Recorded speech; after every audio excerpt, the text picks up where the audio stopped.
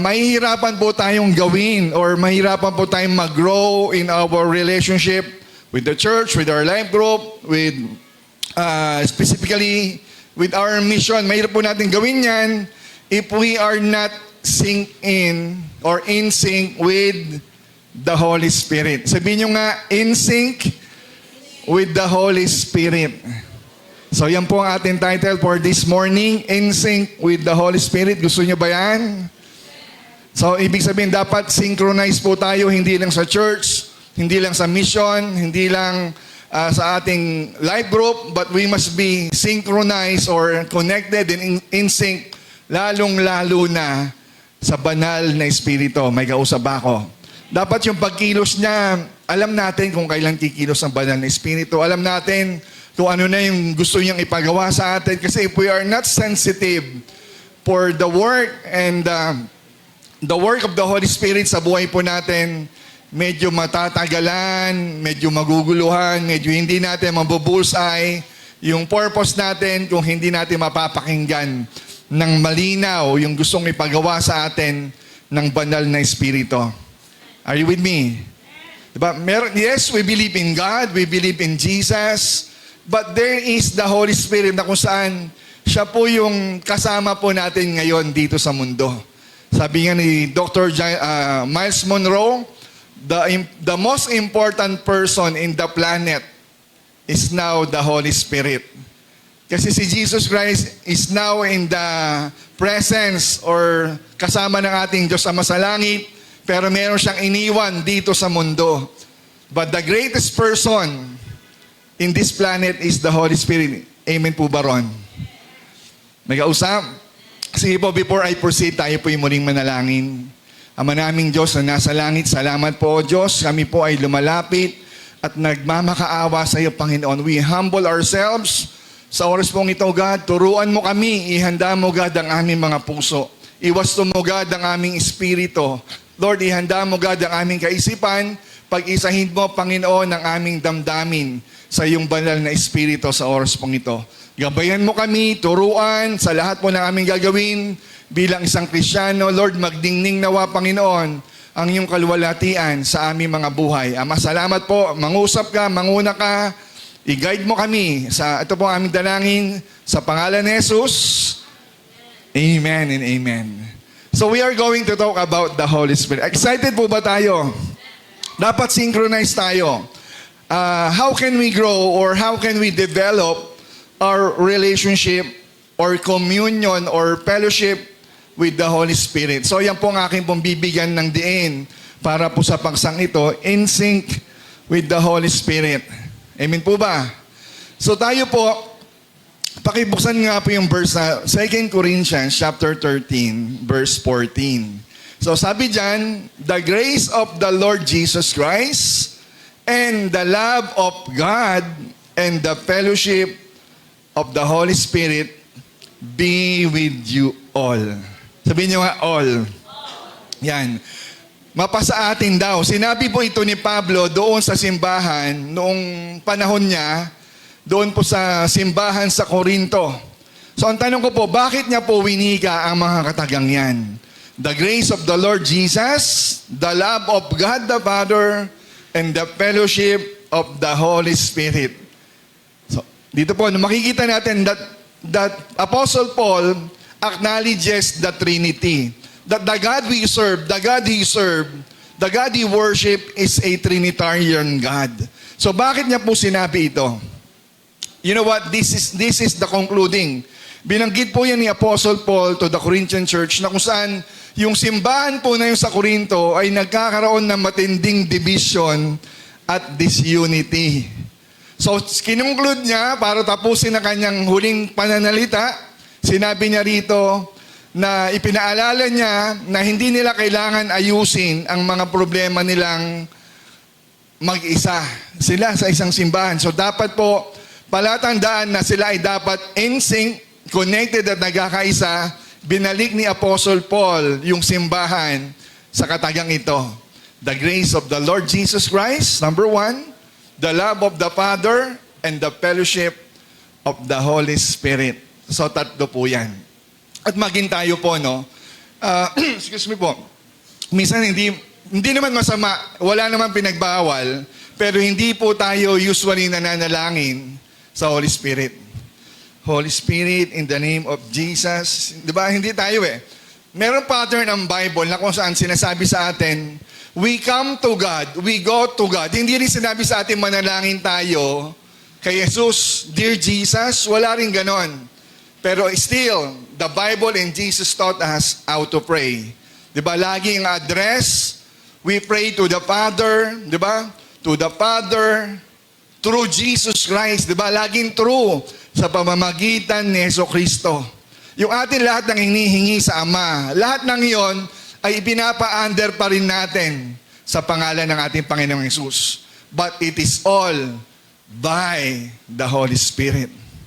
Sa gusto pa rin ng banal na Espiritu, pero sa pamamagitan ni Jesucristo, pero in-address natin sa Diyos Ama. Why? Bakit tatlo? Because God value Trinity or value unity, I mean. Binavalue po ng Panginoon ang pagiging isa at kaisa. Diba? In the presence of the Trinity, the Godhead, kasama po yun. At gusto ng Panginoon, madala po natin yung bagay na ito sa ating pong simbahan, sa ating buhay. That we cannot live not on bread alone, we cannot live on our own. Mahirap po yun. Yes, mabubuhay ka sandali, pero no man is an island. Is that true? Mahirap po mabuhay mag-isa. Maiwan ka nga lang minsan parang, di ba, na homesick ka na, ang hirap mabuhay. Kaya kasi pinipilit. Pero alam natin kasi may kasama tayo. Pero yun po, mahalaga po na may kasama. At ayan po ang sinabi ni Paul po yan. He prayed that the power of Trinity ay manahan po sa kanila para bigyan po sila yung simbahan sa Corinthians, bigyan sila ng lakas. Lakas for what? Na magmahalan at manatiling nagkakaisa. Christianity believes in Trinity. Amen po ba ron? Ang Kristyanismo naniniwala sa Trinity, as well as all our Sogsim churches believe in the Trinity. Diba? Lahat po tayo, lahat po ng Kristyanismo, hindi ka Kristiyano kung hindi ka naniniwala sa Trinity. Bagamat may iba-ibang understanding ang ibang mga simbahan, but Christianity, as essential, dapat pare-parehas believes in the Trinity. We believe that, ano ba yung Trinity? Trinity, ano ba yung, sino nakakaalam ng Trinity? Kaman naririnig natin o minsan bihira natin marinig, pero that's what we believe. Ang Sogsim Church believes in the Trinity. Ano ba yung Trinity? We believe that there is only one God in three person. Kulang yon. Dagdagan natin para mas tumbok. We believe in one God, isa lang ang Diyos na pinaniniwalaan natin, but that one God is in three distinct, sabihin nyo nga distinct person. Pakita nga natin yung slide na to, na. Saan ba ako titingin? Dito pala. Dito, no? Tama? Dito, no? Yung ating pong monitor sa social media natin. So, Trinity, one God in three distinct. Pag sinabing distinct, hindi siya iisa lang, magkakaiba. I mean that God the Father, that the Father is God, but the Father is not the Son, and the Father is not the Holy Spirit. As well as God the Son, o si Jesus Christ, is not the Father, and He is not the Holy Spirit. At ang Holy Spirit, He is not the Father, and He is not Jesus Christ or the Son. But all of them are God or consider as one God. At yun po ang Trinity. They are individual person but they are one. Malinaw po ba? Parang hirap pa-explain, no, sa ating logic. Kasi ang logic natin man eh. Pero ang logic ni God, hindi yan humanity. Ang logic niya is divine. Na minsan hindi maaraw na kaisipan natin, pero ganun siya pinaliwanag po ng Biblia. That we believe in one God, but that one God is in three distinct individual person. May kausap. Naintindihan po ba? They are one in essence. They are one in being a God, but not one and not the same person. Magkakaiba yan. Parang ako, Pastor Joseph, tayo ka nga. Kuya Ompong, tayo ka nga dito, saglit lang. Lahat ba pogi? Yes, wala nang tanong-tanong doon. Pero kami ba ay iisang tao? Hindi. Moreno, macho, chinito. Magkakaibang ano, no? Sige po, salamat sa kagwapuhan niyo. Pwede na kayo maupo. Diba? We are different person. But in essence ng kagwapuhan, iisa kami doon. Tanggapin niyo na kahit, ngayon lang naman yan, for example. Pero si God, the God we believe and the God we worship, they are in different, distinct individual. They have their own personality. They have their distinction. Each person, di ba, persona sila. Why? Bakit siya persona? Individual? Because each one has their own will. Bawat isa sa kanila may sariling pasya, may sariling desisyon, may sariling nararamdaman.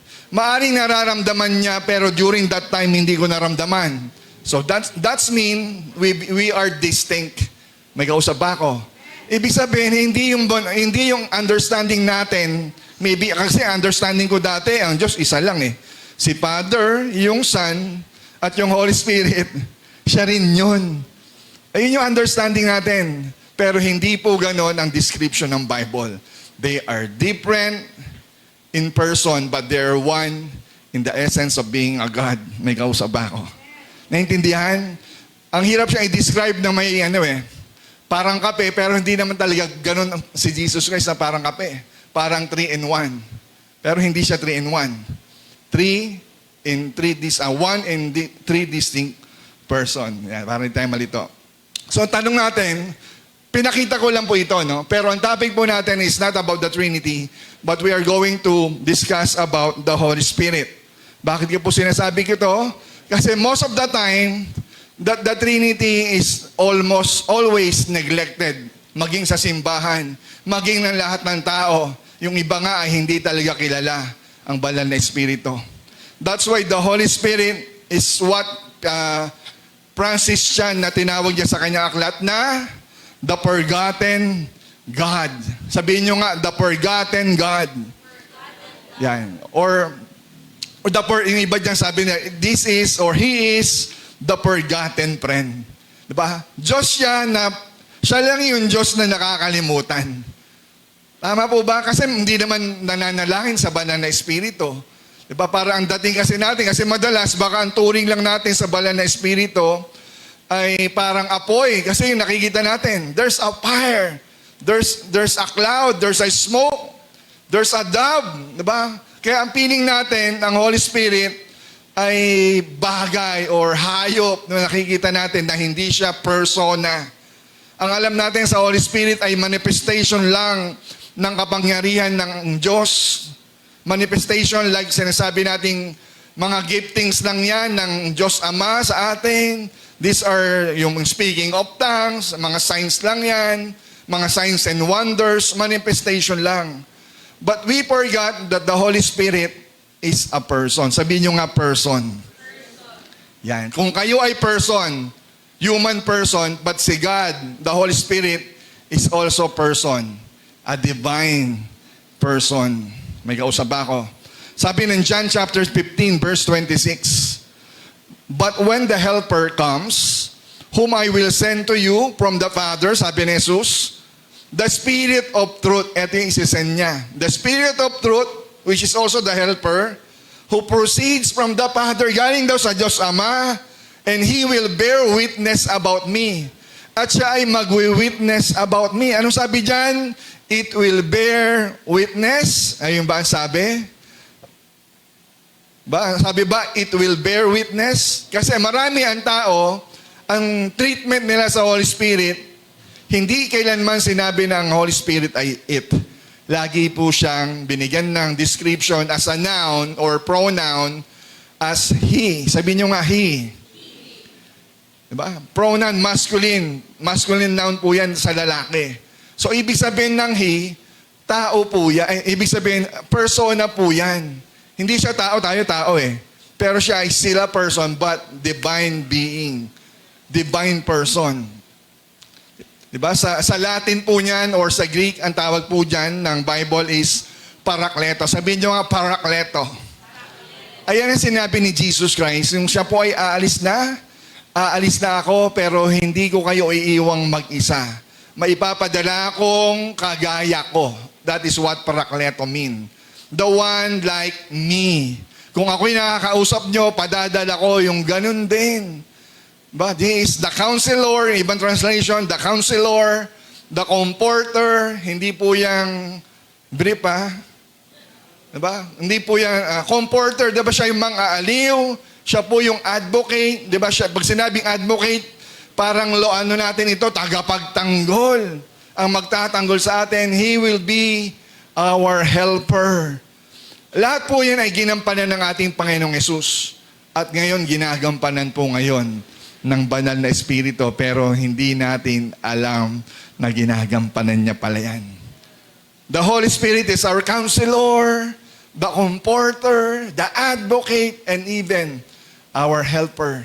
Nararamdaman niyo ba yan o lahat ng yan ay hinahanap natin sa tao, pero hindi natin alam, ginagampanan yan ng banal na Espiritu. John chapter 14, verse 17. Even the Spirit of truth, whom the world cannot receive, because it neither sees Him nor knows Him. You know Him, tayo po sabi kayo, mga Kristiyano, you know Him and He dwells with you and will be in you. The Spirit of Truth, sa Bible po, kapag nakakarinig po kayo, especially capitalized letter, yung Spirit, hindi po siya small letter na Spirit na parang tayo, meron tayong mga Espiritu, small letter. Pero sa Bible, marami po yan. Spirit of wisdom, Spirit of truth, Spirit of Christ, Spirit of God. Lahat po ng may capital letter na Spirit, it all refers to the Holy Spirit. May kausap ba ako? Huwag po kayo malito. Lahat ng may Espiritong karugtong, yun po ang banal na Espiritu. Pero dyan sa verse na yan, the Spirit of truth is the Holy Spirit. Ano rin yung Holy Spirit? Hindi siya kaya, sabi ng verse na yan, hindi siya kayang tanggapin o paniwalaan man ng sanlibutan. Kaya maraming tao, yung sanlibutan as a whole, hindi kilala ang banal na Espiritu. Kaya sana tayo, hindi tayo parte. Maaring tayo taga-sanlibutan tayo, pero ang ating mindset dapat hindi na pang sanlibutan.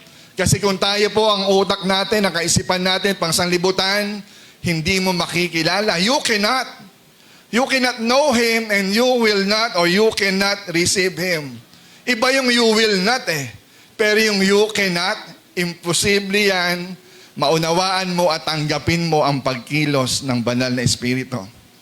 Pero sa atin, sa inyo, sa ating mga Kristiyano, makikilala nyo siya. Pero, kasi bakit? Kasi sabi niya, for He dwells with you and will be in you. Dalawang bagay ang iniwan po sa atin kung anong gagawin ng banal na Espiritu sa mga Kristiyano. Sa mga Kristiyano, sinabi dyan, makakasama nyo siya at siya ay isa sa inyo.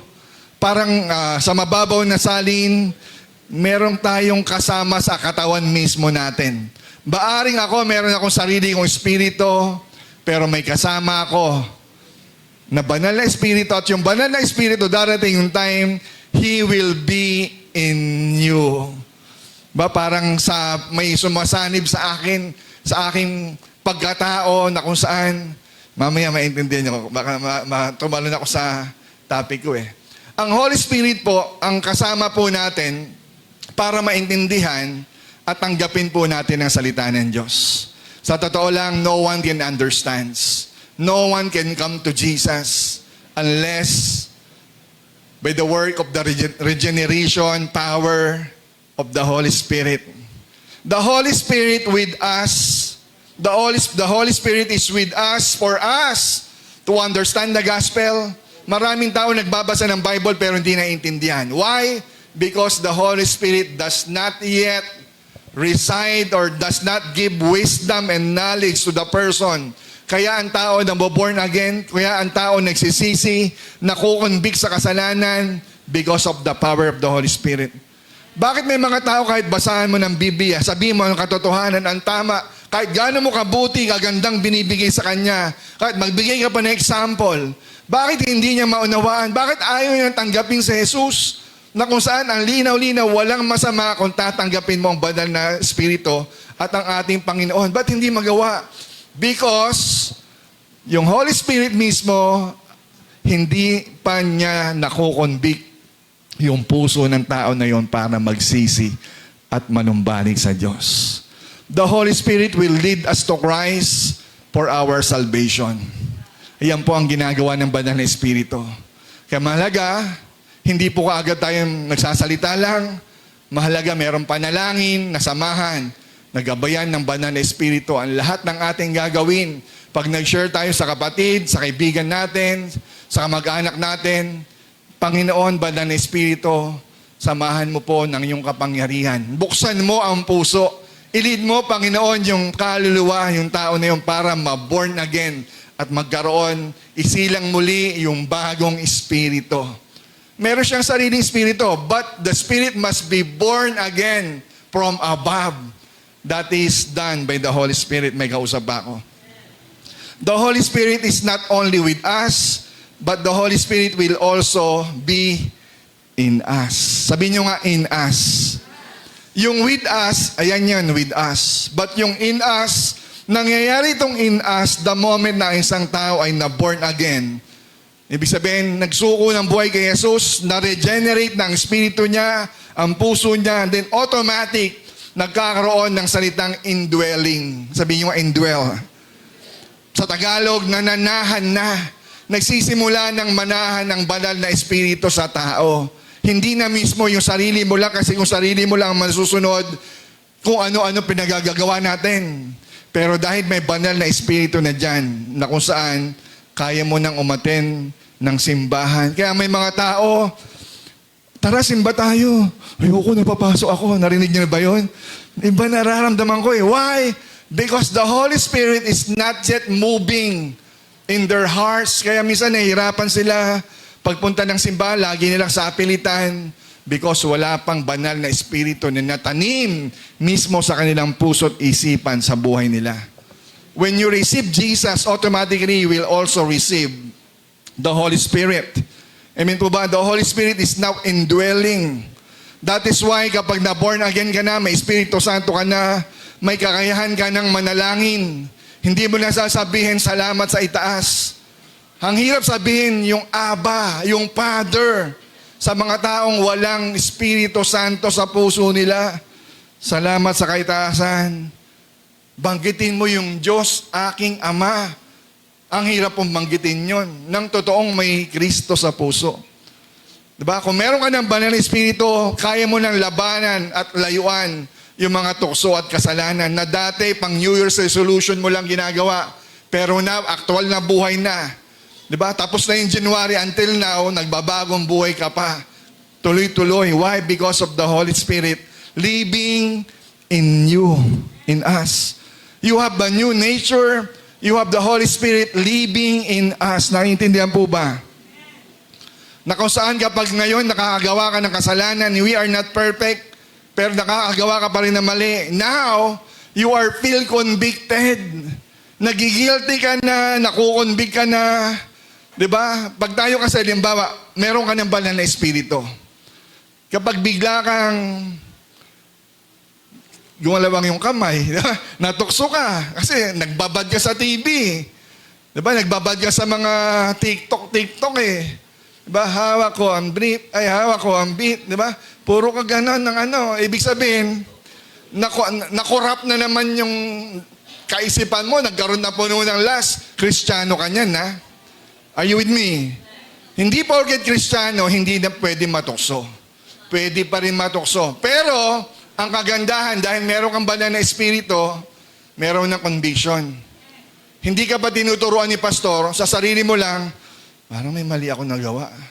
Hindi ka mapakali. Hindi maging okay ang damdamin mo hanggat hindi ka nagsisisi sa Panginoon. Hanggat hindi ka lumuluhod at humingi ng tawad. That is the work of the Holy Spirit. At be thankful tayo. Kung kayo ay nakakagawa kayo ng mali, nagkakasala kayo, at merong conviction, Anak, mali yung ginawa mo, mag-sorry ka. That is the work of the Holy Spirit. Do you get me? 1 Corinthians chapter 6, verse 19 to 20, sabi diyan, do you not know that your body is a temple of the Holy Spirit, who is in you? So, ang Holy Spirit ay hindi mo lang kasama, kundi nananahan na siya sa iyo. Paano siya nananahan? Kasi ang katawan mo, dyan na naninirahan ngayon, hindi sa building. Uy, doon tayo sa simbahan kasi nandun ang Diyos. Hindi po. Sa Old Testament, gano'n sa templo nananahan. Dumadalaw ang banal na espiritu sa templo. Pero ngayon, hindi na. Ang banal na espiritu, hindi sa simbahan. Sa building, hindi. Doon na mismo siya sa tao. Ibig sabihin, sa mga Kristiyano, kasi doon nananahan ang banal na espiritu. Whom you have from God, and that you are not your own. Hindi mo na pagmamayari ang sarili mo, for you are bought with a price. Simula nung na born again ka, kinilala mo si Kristo. Sa totoo lang, ang kapalit nun, yung yung exchange nun, yung substitution nun, you are bought with a price. Tayo po ay ibinili. Sino bumili sa atin? Ang Diyos. Anong ibinayad? Yung dugo ni Kristo. Ngayon, kung binili ka na, hindi mo na dapat ginagawa yung lahat mga kalaswaan mo dati.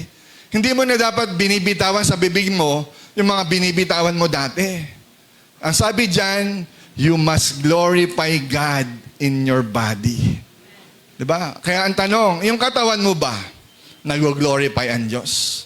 Kapag ba ikaw ay umarap sa social media, diba? Hawak ko ang beat, diba? Kapag ganun lagi ang, hindi po masamang magsayaw, pero if you have some intention na medyo hindi, parang di okay, nag-glorify kaya si God sa ganitong pag-iisip, sa ganitong pagpapakita ng aking katawan sexy, macho?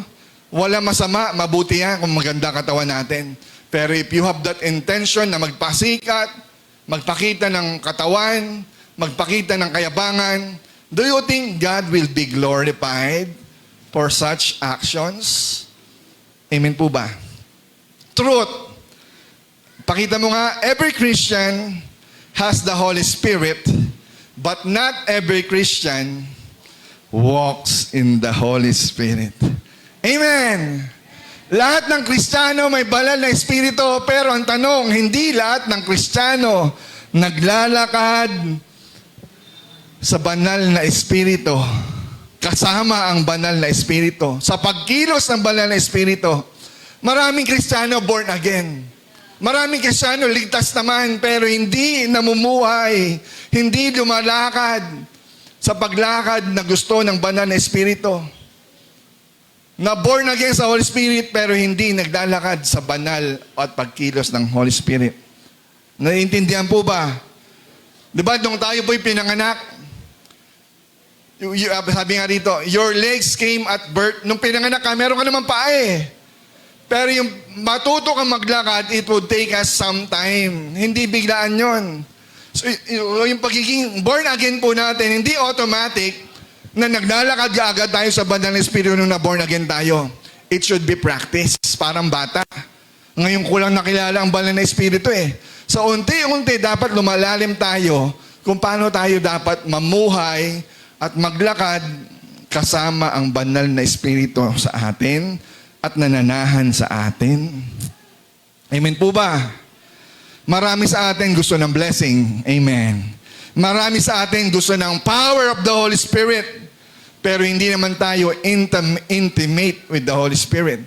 We want, gusto ko yung power na yon. Gusto ko yung anointing na yon. Gusto mo, pero ang tanong, pinapractice mo ba yung intimacy mo sa Holy Spirit? Gusto natin ang power, pero hindi naman tayo babad sa prayer. Amen. Gusto natin ng ganong anointing. Gusto ko rin nun. Pag nag-pray, lumalayas ang demonyo. Pag nag-pray, pag nag-worship, talagang napapaiyak, napapasamba. Gusto natin yun, pero ang tanong, intimate ba tayo? Amen po ba? Naalala nyo sa Bible, yung merong mga disciple ni Jesus, nagpalayas ng demonyo. Tapos hindi nila mapalayas. Naalala nyo yun? Anong tanong nila? Guro, ba't hindi namin mapalayas? In Jesus namin kami in Jesus name. Sabi ni Jesus, you know what? Minsan may mga demonyo na it needs prayer and fasting. May mga bagay na kailangan nating ibabad. Diba? May mga anointing, may mga manifestation na kailangan nating ibabad. Hindi porket gusto mo nangyari kaagad. Kailangan po ng babad. Sabihin nyo nga, babad.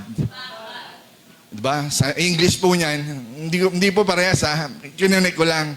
It's what we call intimacy. Maging intimate po tayo. Quote, intimacy with the Holy Spirit doesn't happen overnight. It's a daily walk. Amen. Ang intimacy sa banal na Espiritu hindi nangyayari ng isang araw, isang gabi lang, isang event, encounter lang, hindi. Pwede ka ipatikimin. Pero hindi nangyayari ang intimacy sa isang araw. Nangyayari yan sa pang-araw-araw na pakikipag-ugnayan sa banal na Espiritu. Relationship and marriage. Ompong and Jayshel. Diba? Your marriage doesn't happen overnight. Hindi magiging ganyang ka-close si Ompong na isang araw ay close agad kayo. Isang araw, alam mo kaagad, tingin pa lang ni Jayshel, Ompong, alam mo na kung galit siya sa'yo. Hindi, tama. Diba? Hindi mo malalaman nyo kung hindi kayo naging intimate. Hindi kayo nagkasama ng matagal. Amen po ba? Ang pagkilos ng banal na Espiritu, dapat matuto tayo. Maging intimate muna tayo. Yes, we could aspire blessing, we could aspire gifts and giftings, pero nakukuha yon not in a day, but in intimacy. Amen po ba? Hindi porket nag-tithes ka ngayon, bukas gusto mo na ng floodgates of hope, open gates of heaven flow in my life. Diba? Dumagsa ang pagpapala. Kasi sabi, ibalik mo ang ikasampung bahagi at bubuksan ang floodgates of heaven. Amen po ba? Hindi porket narinig mo yon, ginawa mo na isang beses, nag-expect ka kaagad ng blessing sa'yo. Intimacy rin kailangan nun. And consistency. Walking in the Holy Spirit, fellowship and intimacy with the Holy Spirit should be consistent. Sabihin nyo nga, consistent. Yan ang mahalaga. At ngayon, ang tanong, kasama na sa intro kayo, magbibigay ko ng points, how can we be in sync with the Holy Spirit? How can we be consistent? How can we have a consistent fellowship with the Holy Spirit? O sa madaling salita, we can have communion, we could have fellowship, pero ang malaga po sa relationship is we become friends. Sabihin nyo nga, friend. Diba? Ang malalim nun, we could, sa mag-asawa, yung marriage. Pero sa Bible, ang gusto ng Panginoon, tayo ay maging kaibigan niya. Diba there's a song, I'm a friend of God. Oh, I'm a friend of God. Diba ang sarap po nun na mapakinggan at ma-apply, makita na ako pala ay kaibigan ng Diyos. Amen po ba? Na talaga tayo ay kaibigan. Na ang tanong, friends ba talaga tayo ng banal na Espiritu? We are aspiring, pero are we really friend for the longest time? Close ba talaga tayo ng Holy Spirit? Gusto niyo bang malaman? Paano tayo magiging friends at close at intimate at in sync with the Holy Spirit? Magbibigay lang po ako ng ilan. Ilan? Okay, number 1. Para marami yung pastor, hindi po. Konti lang po ito. Huwag tayo mong sabihin, basta secret. Number 1, to be in sync with the Holy Spirit, we must acknowledge His nearness. Sabihin nyo nga, nearness. Yan. Diba? Tanggapin natin, i-acknowledge natin yung kanyang kalapitan sa atin. May mga Kristiyano kasi, feeling parang ang Holy Spirit kumikilos lang kapag may encounter, kapag may incubation. Pero nasa yung nearness. Diba? Dapat every Sunday, dapat si Lord near sa atin. Hindi lang kapag si Jayshel yung nag-worship lead, saka lang tayo tumotodo ng pagsamba. Dapat kahit iba ang nagli-lead, iba ang nagpipreach, ang ating pong pagsamba at paglilingkod sa Panginoon todo. Amen po ba? The Holy Spirit in us, with us, pero parang di naman siya halata. Di ba nabasa natin? The Holy Spirit is with you and in you. Pero ang tanong, halata ba? Halata ba na may banal na Espiritong kasama at sumasayo? Ayun ang sabi ng Bible eh. Ang pangako, the Holy Spirit is with you and in you. Imagine. Sabihin nyo nga, imagine. Imagine niyo po, di ba? May kasama ka sa bahay, pero hindi mo naman kinakausap. Naranasan nyo na ba yan? Ate Richard, naranasan nyo na yan, Kuya Bernard? Magkasama kayo sa bahay, pero hindi naman kayo nag-uusap. Hindi ba awkward yun? Tama? Sabi ni Pastor, galit eh. Yes! Diba? Paano kung pinatagal mo ng marabang panahon, magkasama kayo sa bahay, hindi kayo nag-uusap? At minsan ganun din tayo sa banal na Espiritu. Sinabi ng Bible, alam natin, kasama mo ba ang Diyos? Kasama ko ang Diyos. Kinakanta mo pa yun eh. Kasama ko ang Diyos. Kasama ko ang Diyos.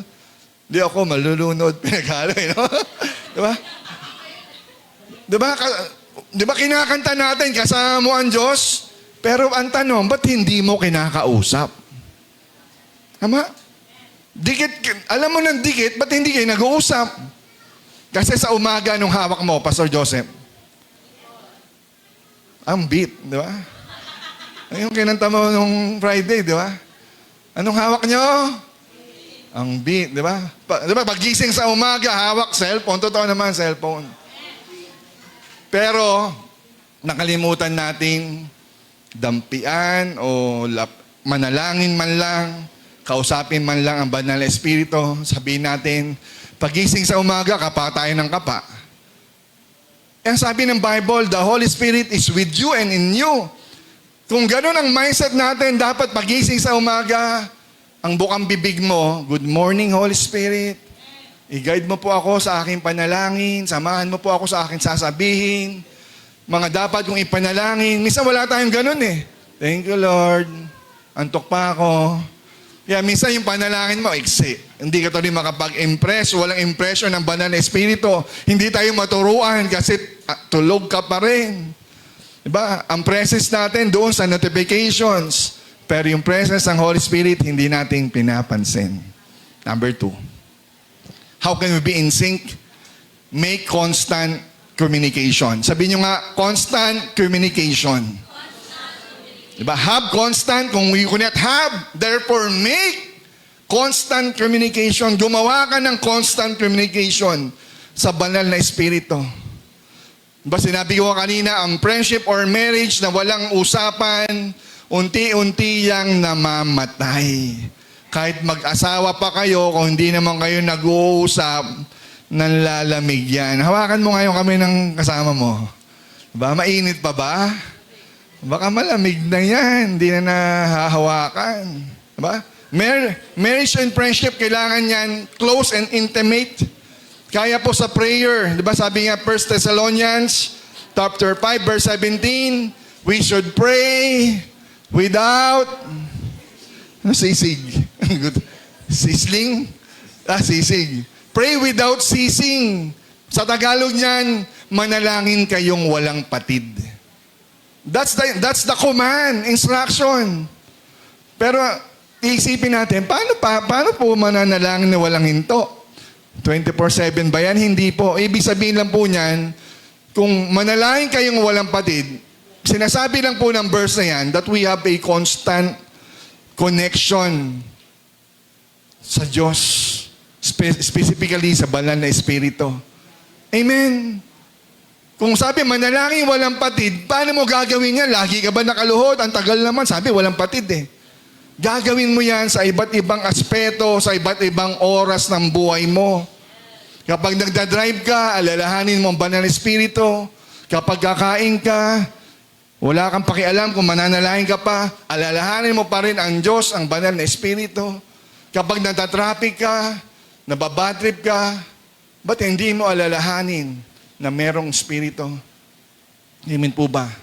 Kung ikaw ay nasa traffic, you must recognize Kahit nag-gym ka pa, Panginoon, for your glory, para hindi ako lampa, hindi masakit ang tuhod ko.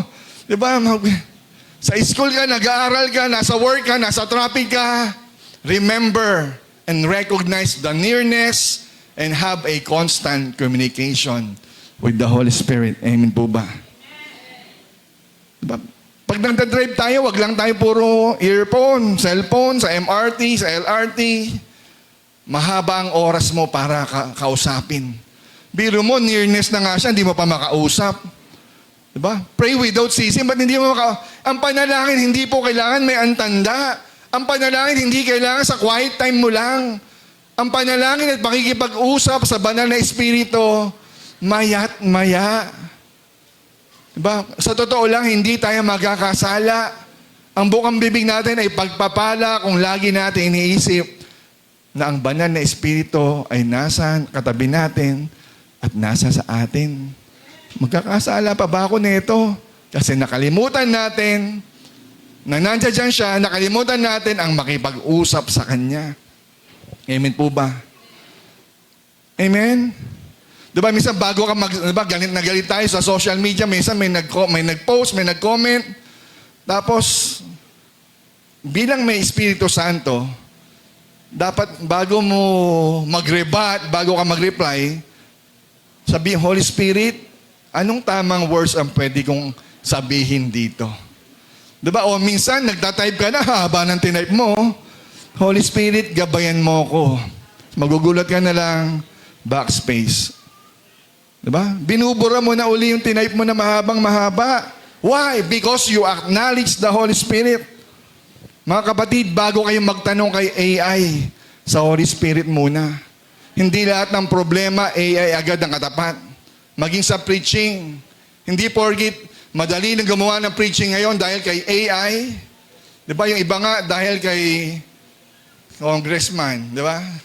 Ganun, nakagawan dahil kay ganito. Di ba? Yung nakaintindi, sige na, wag na. Dahil kay ganyan. Amen po ba? Kapatid, bago tayo mag-umasa sa iba, sa Holy Spirit muna. Diba, kahit nagsha-shopping tayo, nasa mall tayo, mag-consult tayo, Holy Spirit, bibiling ko ba to? O natutokso lang ako? Turuan mo ako maging wise, nadaan ako sa Watson. Diba? Turuan mo ako.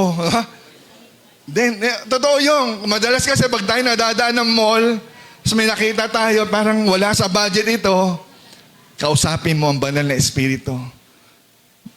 Deliver us to temptation. Diba talagang? Amen po ba?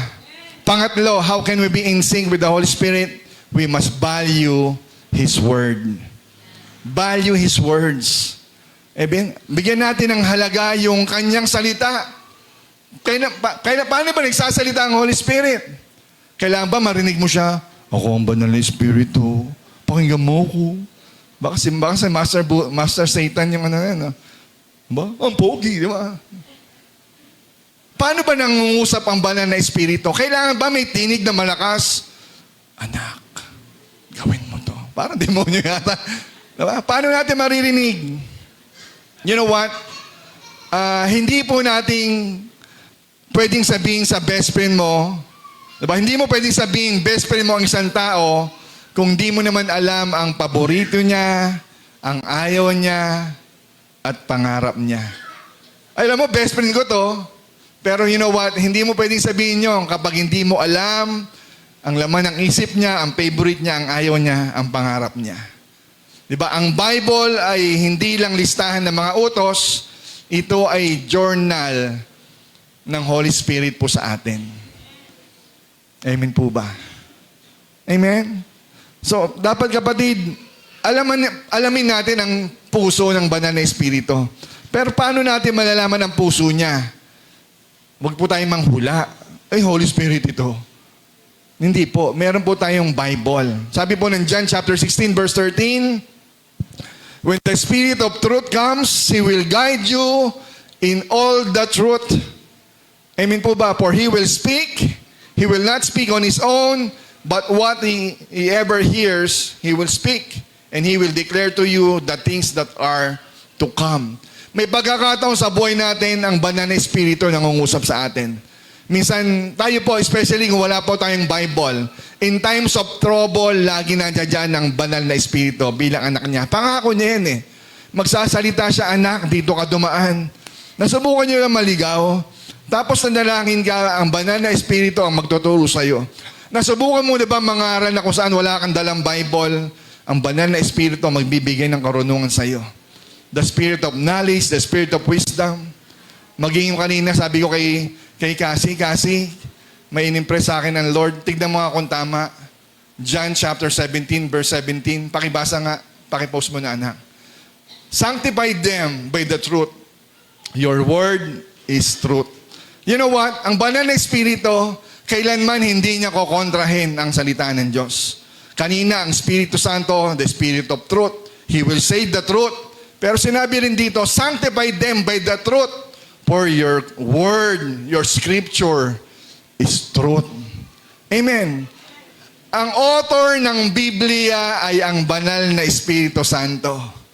So kung siya ang author niyan, kailanman hindi niya kokontrahin ang sarili niya. Hindi mo pwedeng sabihin, inutusan ako ng banal na Espiritu Santo. Maligo raw kami sa lugar na ito, ganitong araw. Teka, saan galing yan? Pero may malinaw na instruction ang Biblia. Hindi pwedeng etong damdamin mo, pero itong sinasabi ng Biblia, at sasabihin ng damdamin mo, sabi ng Diyos yan, sabi ng Diyos yan. Teka lang. Tignan mo muna kung yung impression mo ba ay parehas ng instruction ng Bible, or baka wala sa Bible niyan. May kausap ako. Amen po ba? Mag-ingat po tayo na mag-claim. Sabi ng Holy Spirit, ganito, ganyan. Again, kapatid, kailanman hindi pwedeng kontrahin ng Holy Spirit ang Bible mismo. Amen. May kausap ba ako? Agree ba tayo ron? Kasi meron dapat basis. Kasi kung lagi nilang dahilan natin, uy, totoo, siguro yun, tama, siguro yun. Eh di lahat na tama. Kaya nga may Bible para i-guide tayo sa tama. May basis, may boundaries. Amen? Pang-apat, how can we be in sync with the Holy Spirit? We must have friendship through obedience. Sabihin nyo nga, obedience. You know what? Napakahalaga ng bagay na ito sa banal na Espiritu Santo. Yung pagsunod. Hindi mo pwede sabihin, basta ako, kumakanta ako for the Lord. Teka lang kapatid. Diba? Obedience is better than sacrifice. Lagi po yan. John chapter 15 verse 14. You are my friends if you do what I command. Sabi ni Jesus. Pero apply po natin yan sa Holy Spirit. Di ba sabi dyan, if you are my friends, you do my command. Di ba? Ang talagang kaibigan, yung sumusunod lang sa utos. Sabi ng Panginoong Jesus, kung ako'y kaibigan nyo, susundin nyo ang aking utos. Malalaman natin ang tunay na kaibigan kung siya ay sumusunod sa utos. Halimbawa, may kaibigan ka, pero yung kaibigan mo walang ginawa kundi kumontra sa'yo. Ba kaibigan ba yon? Hindi sinabing lahat, yung pagpili mo na lang ng kulay, pagsuot mo ng damit mo, kailangan ba may abiso ng kaibigan mo? May kausap ba ako? What I'm saying is dapat ay bigyan tayo ng laya ng ating kaibigan. Hindi na lang, masarap yung kaibigan na nagko-correct sa'yo. Pero yung kaibigan mo, walang ginawa kundi kumontra sa'yo, hindi po yon talagang kaibigan. May kausap. Kung i-apply po natin ang utos na yan, you are my friends if you do what I command. Kaibigan natin ang banal na Espiritu kung susundin natin ang utos ng banal na Espiritu. Tanong, kaibigan niyo ba ang Holy Spirit? Paano natin malalaman kung tayo ay susunod sa banal na Espiritu? Amen. Saan tayo susunod? Balikan natin yung direct commands ng Bible. Pangalawa, meron tayong tinatawag na mga sudden nudge or prompting. Sabihin nyo nga promptings. Diba? Sa iba, yung promptings na yan, yung bulong. Ang banal na Espiritu, minsan, dinadaan niya ang kanyang instructions sa bulong. Mr. Joseph, anniversary po mamaya. Tama. Happy anniversary. universally. Diba? Ang Panginoon po, ang Holy Spirit, madalas po yan sa bulong, hindi po yan madalas sa sigaw. Joseph. Hindi po yung laging ganun na may malaking boses. Amen po ba? Minsan sinasabi na yung Banal na Espiritu sa atin, hindi mismo sa Word of God, yung mga direct promptings na sinasabi niya sa atin, anak, alam mo yung ginawa mo kanina? Alam mong mali yun. Ama, humingi ka ng tawad. Siya naman yung humingi ka ng tawad. Diba? Alam mo nang siya yung nauna, pero meron promptings ang Holy Spirit sa'yo na magkontra sa kalooban mo, pero gagawin mo pa rin kasi meron leading na magsisi ka, o anak, patawarin mo yung, o anak, lapitan mo yung isang tao, ipag-pray mo. Hindi ko nga kilala yun eh. Ang pangit kaya na itsura. Diba? Pero may leading sa'yo ang Holy Spirit, anak, lapitan mo. Akbayan mo. May kausap ba ako? Minsan nagtatype ka sa FB mo, sabi ng Holy Spirit, burahin mo na yung post mo kanina. Di ba? Pag hindi mo nabura, yung banal na Espiritu, ang bigat-bigat yan. Pero the moment na sinunod mo siya, binura mo na yan, tanggal ang bigat. That's the promptings of the Holy Spirit. Amen po ba? Minsan inuutusan tayo, anak, huwag ka nang sumagot. Quiet ka na. Amen. Minsan ang Holy Spirit, anak, si sister lapitan mo, abutan mo ng 100. Ay, 200 pala. Diba? Diba? Minsan may ganyan ng Holy Spirit po sa atin na kailangan tayo ay sensitive din sa promptings niya sa atin. Hindi mismo literal sa Bible yon, pero kung alam naman natin at close ka, hindi mo magagawa yung kapatid kung hindi ka close. Kung di mo pinapractice yung pakikipag-usap sa Kanya. Baka kasi kung di kayo sensitive, baka kung sino lang ang mapakinggan mo. Kung di mo naman siya ganun, talaga, ka-close. Amen po ba? Minsan sa Bible, yung mga apostles, nakasulat naman doon pero inutusan sila, alam nila, pare-pare sila, anak, huwag kayo munang mangaral sa Asya. Bawal kasi may panganib. Amen. Nabasa niyo ba yun? Ang banal na Espiritu ay pinagbawalan ang mga mangaral. Sila Pablo, na huwag munang daanan ang lugar na yan. Huwag kang pupunta dyan. Amen po ba? Minsan tayo ganun din. May pagkakataon sa buhay natin, maganda naman yung layunin mo, pero ang bigat-bigat sa puso mo, sa damdamin mo, parang ayaw akong patuloyin ng Panginoon. Ipag-pray mo maigi. Kapag pinag-pray mo na at mas malakas ang promptings, huwag mo na ituloy. Ipanalangin mo. Amen po ba?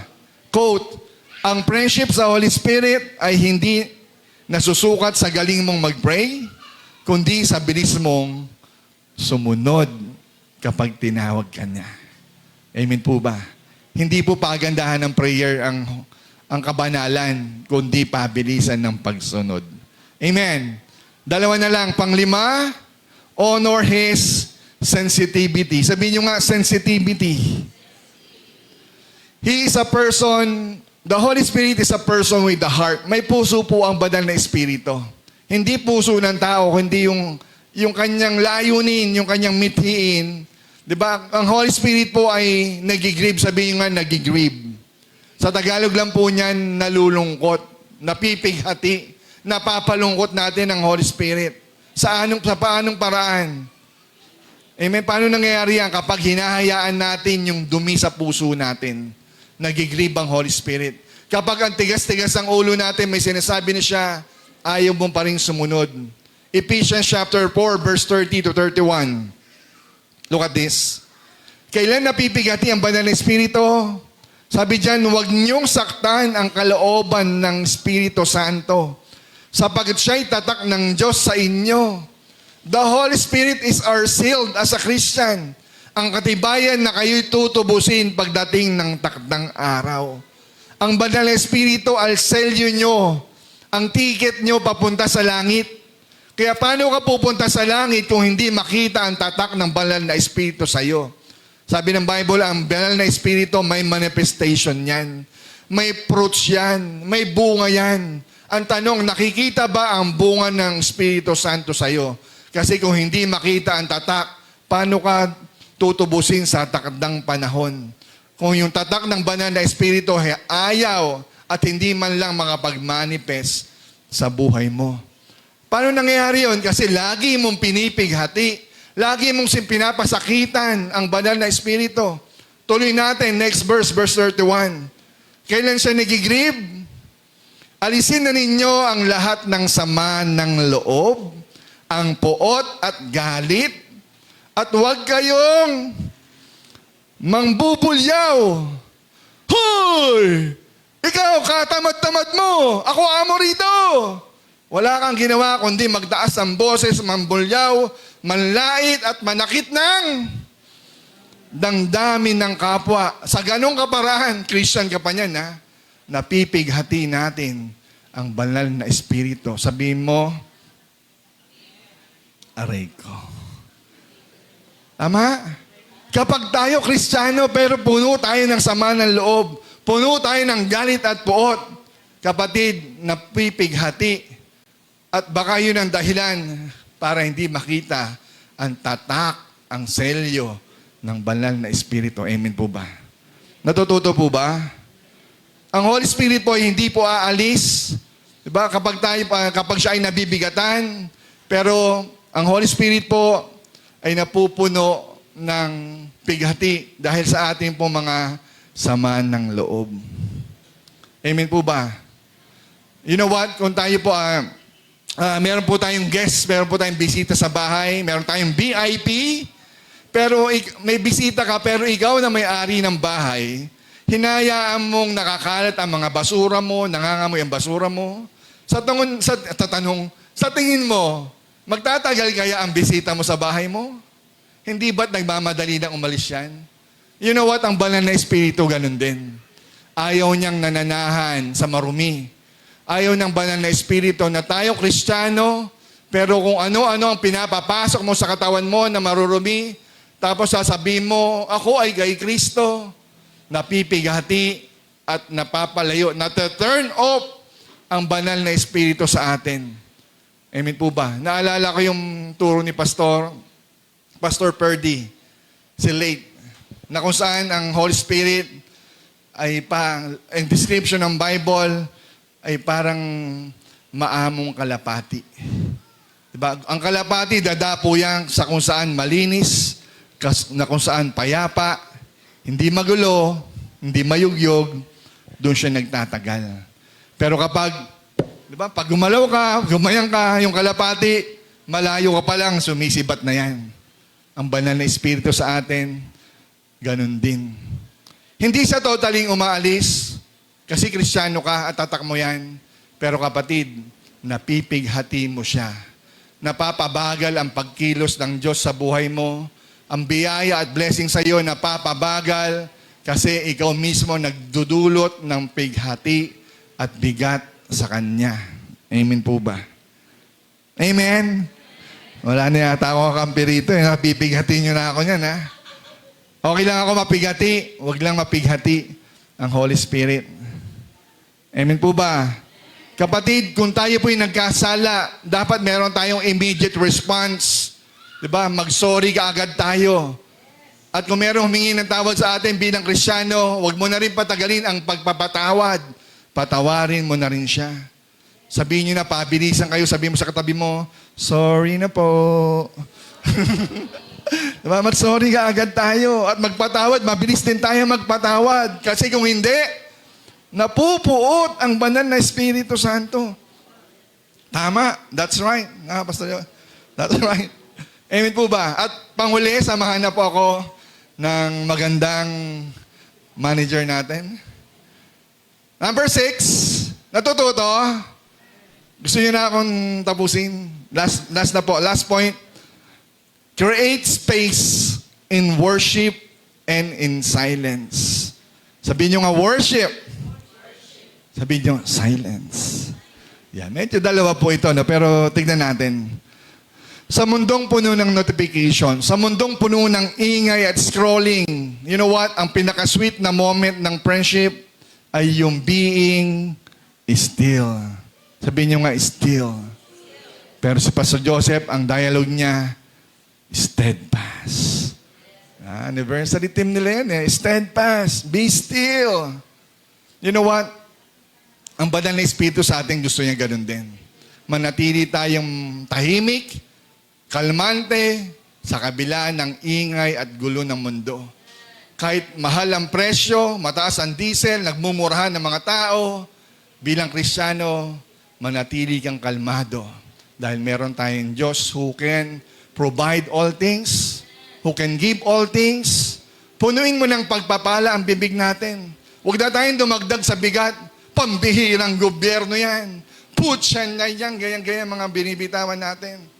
Kapatid, bilang Kristiyano, huwag nang lumabas yan sa bibig mo. You have the Holy Spirit in us, steadfast, believing, kailan tayo pinabayaan ng Diyos. Mamumroblema ang mundo, pero dahil anak ka, may tatak ka, may selyo ka ng pagpapala at biyaya. Pararatingin ng Diyos ang pagpapala sa iyo kung ikaw ay mananatiling kalmado at tahimik, pero kumikilos. Amen po ba? Minsan ang Diyos po, ang banal na Espiritu, hindi po yan nangungusap with a loud voice na laging ganon. Hindi po siya darating kagaya kay Elijah. Hindi siya darating sa earthquake. Hindi siya darating sa kulog. Hindi siya darating sa kidlat. Pero minsan, ang tinig ng Diyos, ang mensahe ng Diyos, ang revelation ng Diyos, dumarating lang sa isang whisper. Sabi nyo nga, whisper. Wala nang wings, ha? Whisper lang. Iba yun, eh. Ha? Yung bulong ng Panginoon, dumarating sa isang whisper. Exodus chapter 33, verse 11. The Lord would speak to Moses face to face, as one speaks to a friend. Si Moses po, nakatagpo ang Diyos, nangusap ang Diyos sa kanya, harapan, face to face, tulad ng isang kaibigan. Kailan nangyayari po ito? Nangyayari lang ito kapag si Moses po ay lumabas sa kampo at pumasok doon sa templo na ginawa niya, or ang tinatawag niya meeting place. Sabi niyo nga, meeting place. Moses created a tent na kung saan nandoon yung atmosphere of God. Na sana tayo ganun din. Gusto natin makatagpo ang Diyos. Hindi sa ingay, kundi sa isang quiet place. Pansinin niyo ang ating Panginoong Jesucristo. Sa kabila ng ingay ng mundo, very early in the morning, while it was still dark, Jesus got up and went to a solitary place to pray. Diba? To have a quiet time. Nagagawa pa ba natin yan? O habang maingay ang mundo, nakikisabay tayo sa ingay. Dakdak din tayo ng dakdak. Kilos tayo ng kilos at nakakalimutan nating magpasalamat. Nakakalimutan nating ibalik ang glory sa Panginoon. But even sa church, ang ingay-ingay natin. Okay lang yung mga bata, normal yan. Pero wag na tayong sumabay. Let's create a room for the Holy Spirit. Bigyan natin ng puwang ang Holy Spirit na mangusap sa atin. Na kung saan, sa tent na yon, sa room na yon, that we could seek God face to face. Kailan mo nagawa yan, kapatid? Kailan mo huling nagawa na nagkaroon ka ng time? Bigyan mo lang 5 minuto ang Diyos sa pananalangin sa umaga. Simulan mo sa umaga. Sabihin mo, Holy Spirit, good morning. I'm here. Gusto kitang mapakinggan, mangusap ka. Tahimik lang. Music lang, ilang minuto. Pag di ka na kontento, magbukas ka ng Biblia mo, dagdagan mo, mag-aral ka. Kailan ka nagkaroon ng ganun time sa banal na Espiritu?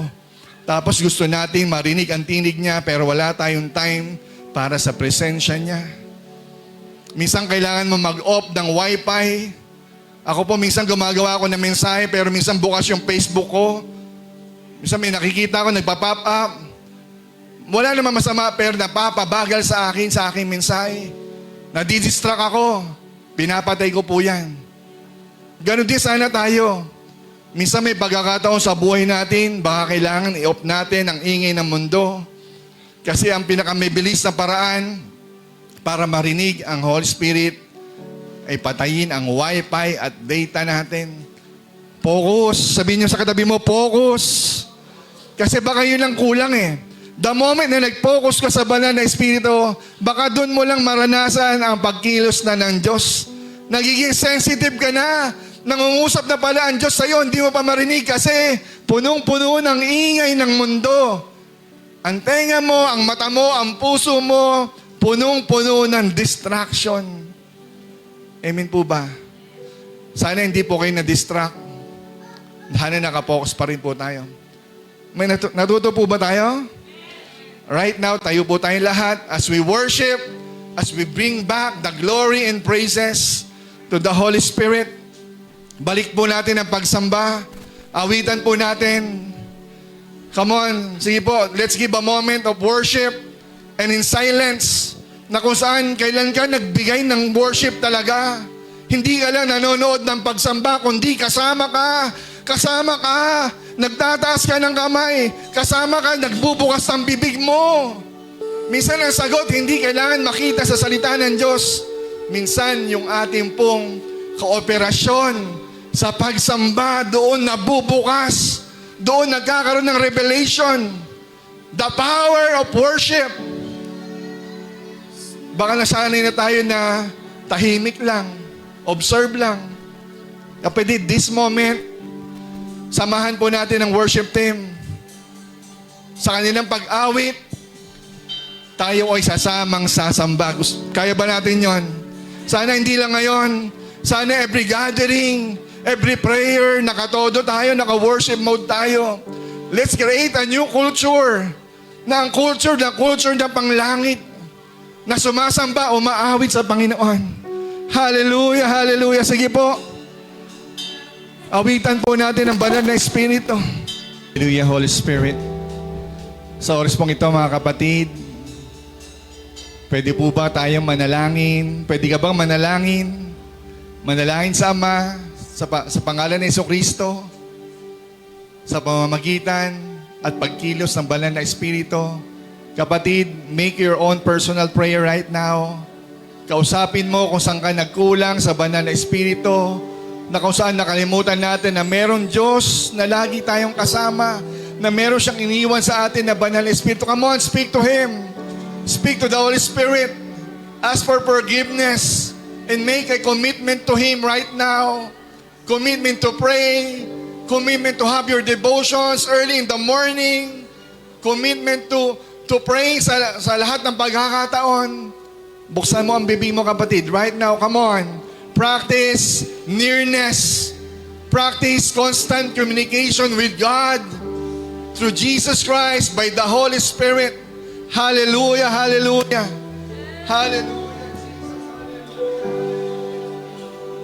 Salamat po, Diyos.